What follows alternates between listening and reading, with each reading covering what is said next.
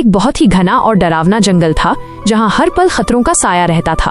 उसी जंगल के एक छोटे से कोने में एक बूढ़ी माँ अपनी झोपड़ी में रहती थी।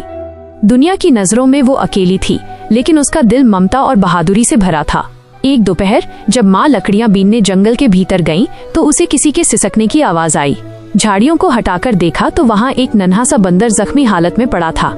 वो कांप रहा था और उसकी आंखों में मौत का खौफ था। माँ ने उसे कलेजे से लगा लिया और धीमे से कहा, घबरा मत नन्हे, अब तेरी माँ आ गई है। माँ उसे घर ले आई, उसके जख्मों पर जड़ी बूटियां लगाईं और उसे अपने हाथों से खिलाया।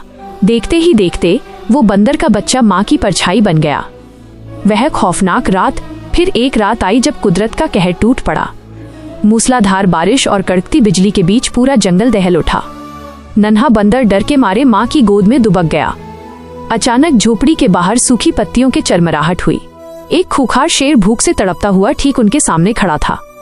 उसकी जलती हुई आंखें और भारी दहाड़ किसी का भी कलेजा चीर देती। माँ के पास कोई हथियार नहीं था, बस एक जलती हुई लकड़ी मशाल थी। माँ ने बिना डरे मशाल उठाई और शेर के आगे ढाल बनकर खड़ी हो गई। उसने शेर की आंखों में आंखें डालकर पूरी ताकत से चिल्लाया, पीछे हट जा, ये मेरा बच्चा है और जब तक मैं जिंदा हूँ तू इसे छू भी नहीं पाएगा। शेर आग और माँ की उस फौलादी हिम्मत को देखकर ठिठक गया। उसे समझ आ गया कि इस ममता को हराना नामुमकिन है। शेर दबे पांव अंधेरे जंगल में वापस लौट गया।